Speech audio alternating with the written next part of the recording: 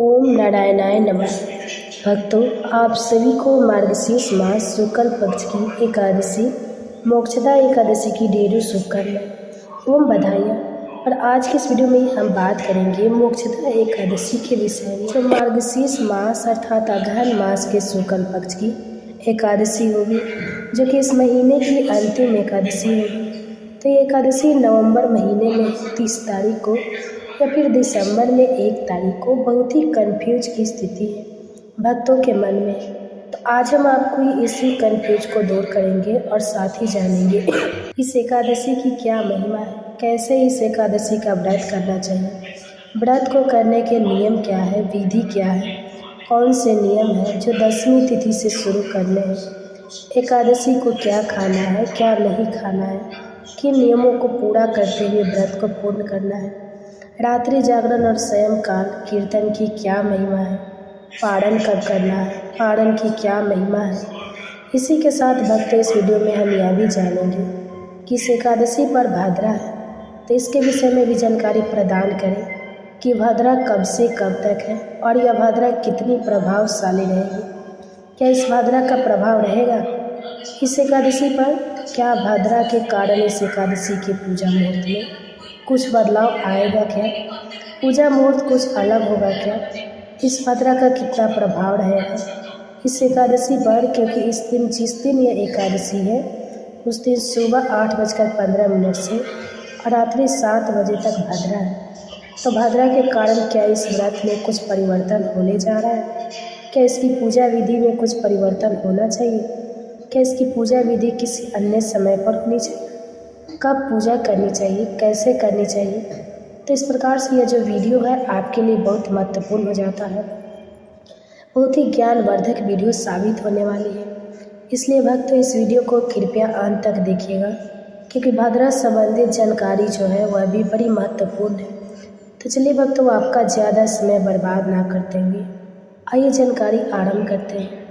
उससे पहले आपसे निवेदन है कि यह एकादशी से संबंधित महत्वपूर्ण जानकारी के साथ वीडियो है, तो कृपया वीडियो को एक बार लाइक अवश्य कर दीजिएगा और जितना हो सके शेयर कीजिएगा, क्योंकि सही जानकारी और एकादशी के व्रत की जानकारी को जितना आप बांटते हैं, जितना लोगों तक पहुंचाते हैं, उतना ईश्वर कल्याण करते हैं, उतना आपको पुण्य प्राप्त होता है।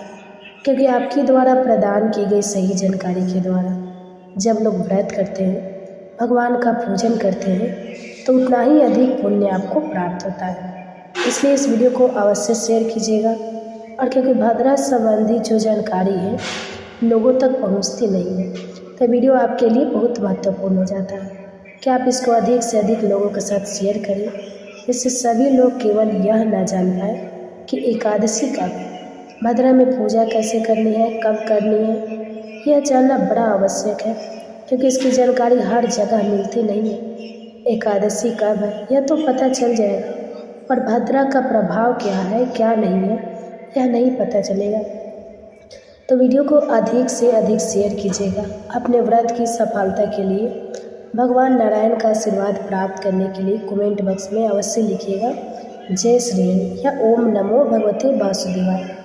वह जो यहाँ पर आपको जो भी जानकारी दी जा रही है ज्योतिष शास्त्र और पंचांग के आधार पर आपको बताते हैं कौन सी तिथि कब है, व्रत आदि कब करना है, क्या विधि है, क्या नियम है और क्या गलती नहीं करनी है। यदि आप सभी व्रत और त्योहारों की सही शास्त्रीय जानकारी पाते रहना चाहते हैं तो कृपया चैनल को सब्सक्राइब कीजिएगा और बेल आइकन को प्रेस कीजिएगा। जब आप सब्सक्राइब का बटन दबाएंगे तो वहाँ एक घंटी का निशान बना हुआ है, उसको अवश्य दबाइएगा, तभी आपको हमारे सारे वीडियो प्राप्त होंगे। आइए दर्शकों, जानकारी आरंभ करते हैं और बात करते हैं आने वाली एकादशी की। प्रिय दर्शकों, मार्गशीर्ष मास शुक्ल पक्ष की जो एकादशी है वह एकादशी के क्रम में द्वितीय एकादशी कही गई है। इनका नाम है मोक्षदा एकादशी। जैसे कि नाम से ही यह मोक्ष प्रदान करने वाली है। ये तो सभी एकादशियाँ मनुष्य को मोक्ष देती है, सभी एकादशियाँ मनुष्य का उद्धार करने के लिए और उन्हें वैकुंठ प्रदान करने के लिए ही कही गई है कि जो कोई एकादशी का व्रत करता है वह भगवान नारायण को बड़ा प्रिय होता है और भगवान नारायण के आशीर्वाद से उसे मोक्ष की प्राप्ति होती है, उसे वैकुंठ की प्राप्ति होती है। इसलिए एकादशी को परम पुण्यदायी और वैकुंठ प्रदायिनी ही कहा गया है। परंतु यह जो आने वाली एकादशी है, मोक्षदा एकादशी, यह विशेष रूप से मोक्ष प्रदान करने वाली है। इसकी महिमा मोक्ष के लिए कही गई है।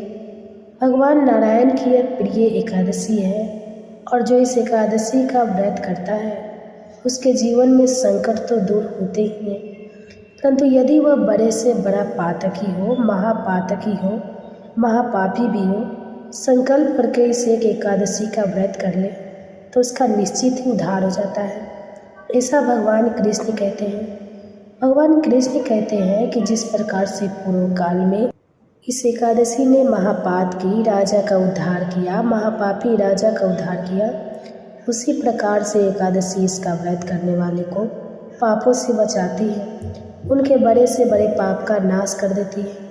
इसलिए जो भी जन मोक्ष की कामना करते हैं या जो भी जन भगवान नारायण के आशीर्वाद की कामना करते हैं, उन्हें यह एकादशी का व्रत अवश्य ही करना चाहिए। क्रम के अनुसार तो यह द्वितीय कही गई है, क्योंकि पहली एकादशी आती है उत्पन्ना एकादशी, जो अभी मार्गशीर्ष मास में कृष्ण पक्ष में थी। वहीं से एकादशी का चक्र शुरू होता है और उसी दिन एकादशी का प्रादुर्भाव हुआ था, इसलिए उसे उत्पन्ना एकादशी कहा जाता है। बात करते हैं कि इस एकादशी के व्रत के प्रथम दिवस के नियम क्या रहेंगे, क्योंकि एकादशी का जो व्रत है वह एक दिवसीय नहीं होता। व्रत आप एक दिन करते हैं, लेकिन इसका जो विधान है ना वह त्रिद दिवसीय है, 3 दिन का विधान है। इसका पहले दिन से नियम शुरू होते हैं, दूसरे दिन व्रत है और तीसरा दिन पारण है। इसलिए इस व्रत का पुण्य फल जो अधिक है, अर्थात इस व्रत को करने वाले को फल तो बहुत अधिक प्राप्त होता है, लेकिन उतना ही कठिन है। इस व्रत के नियमों का पालन करना उतना ही कठिन है। इस व्रत को पूर्ण रूप से निभाना मोक्षदा एकादशी के व्रत के एक दिन पहले आपको कुछ वस्तुओं का त्याग करना चाहिए और कुछ नियमों का अनुपालन करना चाहिए। नियमों को धारण करना चाहिए। नियमों के प्रमुख रूप से एकादशी के एक दिन पहले ही आपको जो स्नान करना है, उसमें जो भी माताएं बहनें बाल धोती है वो अपना सर धो लीजिए, क्योंकि जो नियम है उसके अनुसार एकादशी के लिए बाल कुछ प्रांतों में नहीं धोए जाते हैं। और ब्रह्मचर्य धारण कीजिए, ब्रह्मचर्य अपना लीजिए व्रत के एक दिन पहले से ही। ब्रह्मचर्य के साथ साथ एक दिन पहले ही आपको, जो लोग मांसाहार करते हैं, जो लोग मदिरा पान करते हैं, उनको मांसाहार और मदिरा पान का त्याग कर देना चाहिए। व्रत के एक दिन पहले लहसुन प्याज खाने वाले को भी एक दिन पहले इसका त्याग करना चाहिए। ऐसा नहीं कि आज खाए पिए खूब और कल व्रत करें, अनुचित है। व्रत के एक दिन पहले त्याग कहा गया है। मसूर की दाल नहीं खानी चाहिए, इसका त्याग व्रत के एक दिन पहले होना चाहिए। हरी पत्तेदार सब्जियां बिल्कुल भी नहीं खानी चाहिए, इसका त्याग भी पूर्णतः व्रत के एक दिन पहले कहा गया है। शहद का प्रयोग भूल के भी हमें नहीं करना चाहिए। एकादशी अनुष्ठान में शहद का प्रयोग वर्जित होता है। हाँ, कुछ एकादशियाँ होती है और एक द्वादशी भी होती है जिन पर शहद की महिमा अधिक होती है। इसके अतिरिक्त सभी एकादशियों पर मूलतः शहद का प्रयोग जो है वर्जित है। तो शहद जो है 10वीं तिथि से ही आपको छोड़ देना चाहिए। कांसे के पात्र का प्रयोग आपको व्रत के एक दिन पहले ही बंद कर देना चाहिए। आप एकादशी का जिस दिन व्रत कर रहे हैं उससे एक दिन पहले कांसे की वस्तु का प्रयोग नहीं करेंगे।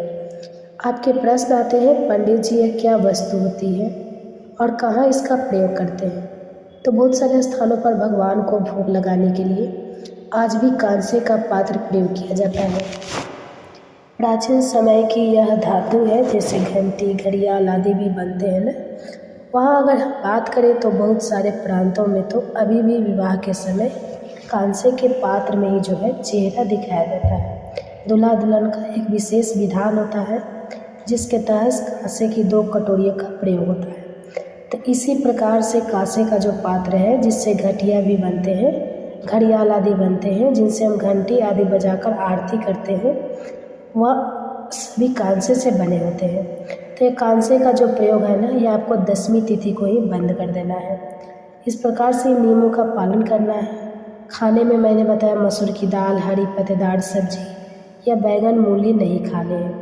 और व्रत के एक दिन पहले नियम कहता है कि आपको एक वक्त का आहार ग्रहण करना चाहिए। इस नियम का पालन यदि आप कर पाए तो उत्तम है, ना कर पाए तो कोई बात नहीं। लेकिन अगर स्वयं काल को भी आप अन्न ग्रहण कर रहे हैं तो उस अवस्था में आपको सात्विकता के नियमों का अवश्य पालन करना है। सात्विक आहार ही ग्रहण करना है। रात्रि को धर्तता धावन आदि करके सोइए, जिससे कि अन्न का दाना मुंह में ना रहे।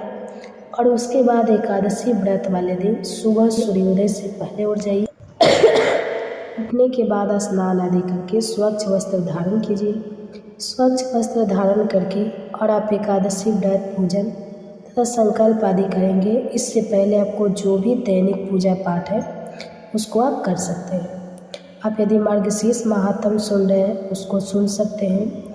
आज की जो कथाएं हैं उनका श्रवण कर सकते हैं। तुलसी पूजन भी कर सकते हैं।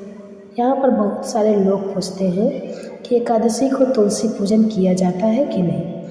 तो जी हाँ, एकादशी को तुलसी पूजन किया जाता है। शास्त्र अनुसार शास्त्रों में कहीं भी एकादशी के दिन तुलसी पूजन को वर्जित नहीं कहा गया है। यह मान्य है और यह उतना ही उत्तम है जितना अन्य दिनों में होता है। एकादशी पर तो विशेष रूप से तुलसी पूजा का विधान भी कहा गया है, इसलिए विधान से तुलसी पूजन कीजिए। तदुपरांत आप भगवान नारायण के निमित्त इस एकादशी का व्रत पूजन करें। पूजन करने के लिए क्या सामग्री आपको चाहिए उसको आप एक बार नोट कीजिए, उसको एकत्र कीजिए। सामग्री के रूप में भगवान दामोदर की कोई प्रतिमा या तस्वीर आपके पास अति उत्तम रहेगा, क्योंकि इस एकादशी पर भगवान के दामोदर स्वरूप की पूजा विशेष रूप से कही गई है। इसलिए इसका जो मंत्र है वह भी रहेगा दामोदराय नमः। भगवान दामोदर के स्वरूप की पूजा इस एकादशी पर अत्यंत फलदायिनी है। अगर दामोदर स्वरूप ना हो तो कोई बात नहीं, आप किसी भी स्वरूप की प्रतिमा या तस्वीर ले सकते हैं, उसका पूजन कर सकते हैं। भगवान को स्थापित करने के लिए चौकी लगाइएगा। चौकी पर बिछाने के लिए एक पीला या लाल वस्त्र होना चाहिए। इसके अतिरिक्त रोली, मौली, पान, सुपारी, लौंग, इलायची, धूप, दीप, नैवेद्य, पुष्प की माला, इत्र, जनेऊ यह सामग्री है जो आपको पूजा के लिए चाहिए। इसके अतिरिक्त भगवान को पंचामृत से स्नान कराना चाहिए। तो पंचामृत बनाने के लिए थोड़ा सा कच्चा दूध, दही, घी, शक्कर और गंगा जल, शहद का प्रयोग जो है वह वर्जित होता है एकादशी पूजा में। इसलिए इस एकादशी पर शहद प्रयोग नहीं करना है। ये सामग्री आप पंचामृत की ले लीजिएगा।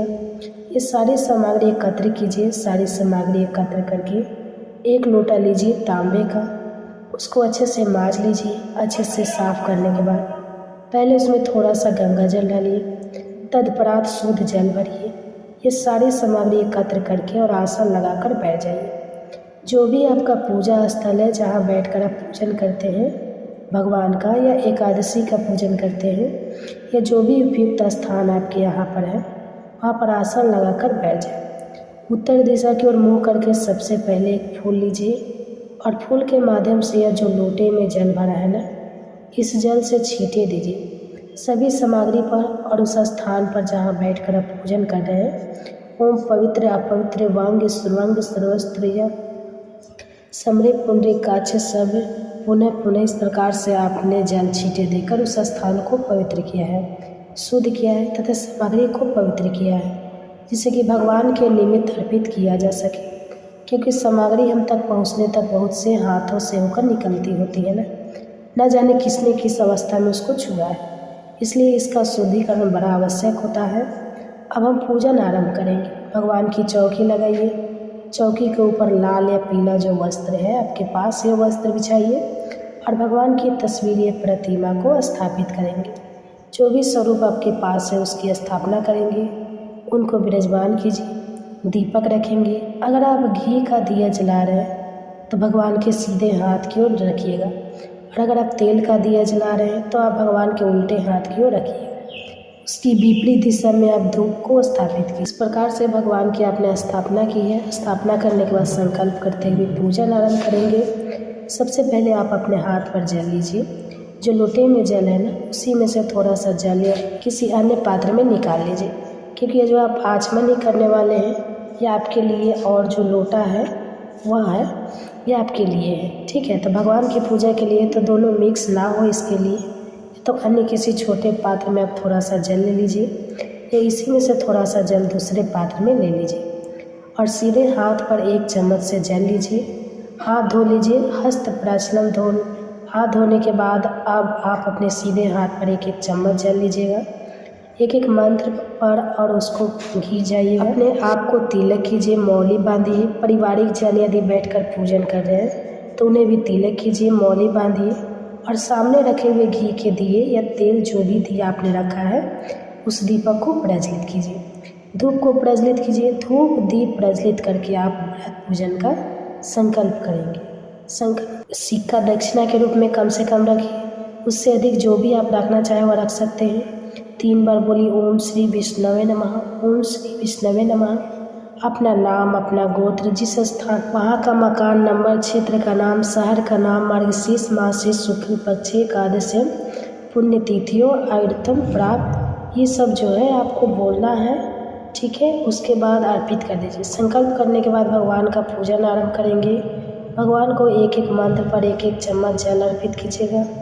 भगवान के सामने कोई पात्र रख दीजिए, कोई कटोरी आदि रख दीजिए, उसमें जल अर्पित कीजिएगा।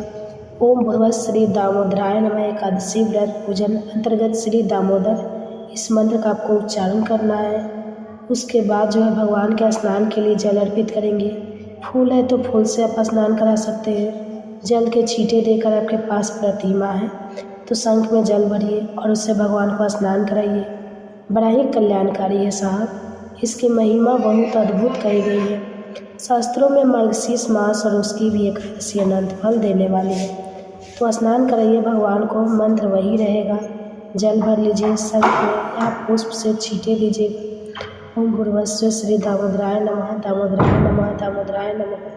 इस मंत्र का शंख से यह मंत्र बोलते हुए स्नान कराइए। शंख से स्नान कराने के बाद, जल से स्नान कराने के बाद पंचामृत से स्नान कराएंगे। भगवान को तो पंचामृत बना लीजिए। जो तस्वीर पर पूजन कर रहे हो पंचामृत को फूल पर लगा लीजिए और भगवान को अर्पित कीजिए। जो प्रतिमा का पूजन कर रहे हो वह प्रतिमा को नहलाइए, अर्पित कीजिए। पंचामृत ओम पुरुष श्री दामोदराय नमः का जाप करते हुए शुद्ध जल से पुनः स्नान कराइए। अब फिर से शंख ले लीजिए। जिनके पास प्रतिमा है वह शंख से स्नान कराएंगे। भगवान को उस जल में थोड़े से पुष्प डाल लीजिए, वह और अधिक कल्याणकारी हो जाएगा। ओम दामोदराय नमः जो तस्वीर पर पूजन कर रहे हैं वह पुष्प से जल को छींटे दीजिए। ओम भूर्भुवस्सुः श्री दामोदराय नमः का जाप करेंगे। भगवान को शुद्ध जल से स्नान करा के वस्त्र अर्पित करेंगे। तो वस्त्र के रूप में मौली का एक टुकड़ा तोड़िए और भगवान को अर्पित कीजिए। ओम भूर्भुवस्सुः श्री दामोदराय नमः का जाप कीजिए, ठीक है। उसके बाद ये को पवित्र किया जनेऊ लीजिए, उसको रोली कुमकुम आदि से तिलक कर लीजिए और उसको अर्पित कीजिए, ठीक है। उसके बाद में है जो दोस्तों, तिलक करने के बाद आप भगवान को तिलक कीजिए। तिलक करने के बाद भगवान को पुष्प अर्पित करेंगे। माला होगी तो माला पहनाइएगा। उसके बाद माला अर्पित करेंगे, पुष्प अर्पित करेंगे। अर्पित करने के बाद भगवान को धूप दिखाएंगे, दीप दिखाएंगे। ओम भूर्भुवस्सुः श्री दामोदराय नमः का जाप करते हुए दिखाएंगे। धूप दिखाइए, दीप दिखाइए और भगवान को नैवेद्य अर्पित कीजिए।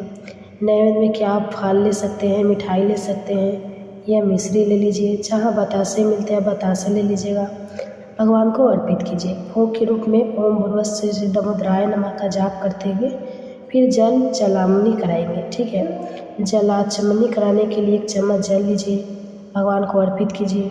ओम भूर्भुवस्सुः श्री दामोदराय नमः का जाप कीजिए। भगवान को जल आचमन करा के तांबूल अर्पित करेंगे। तांबूल के रूप में पान का पत्ता लीजिए, उस पर 2 लौंग, 2 इलायची और 1 सुपारी रखिए और वह तांबूल बनाकर अर्थात पान का बीड़ा बनाकर अर्पित कीजिए। यह बनाया मीठा पान भी भगवान को अर्पित कर सकते हैं। ओम श्री भूर्भुवस्सुः श्री दामोदराय नमः का जाप करते हुए दक्षिणा जो भी आपको अर्पित करना चाहिए भगवान को वह दक्षिणा अर्पित कीजिए। ओम भूर्भुवस्सुः श्री दामोदराय नमः दक्षिणाय नमः का जाप कीजिए। भगवान को दक्षिणा अर्पित करके हाथ जोड़कर नमस्कार कीजिए और अब आप बैठकर आराम से कथा सुनिए। एकादशी की कथा आपको हमारे चैनल पर ऑलरेडी मिल जाएगी, आप सुन सकते हैं, ठीक है। तो ये जानकारी आपको कैसा लगा कमेंट्स करके जरूर बताइएगा।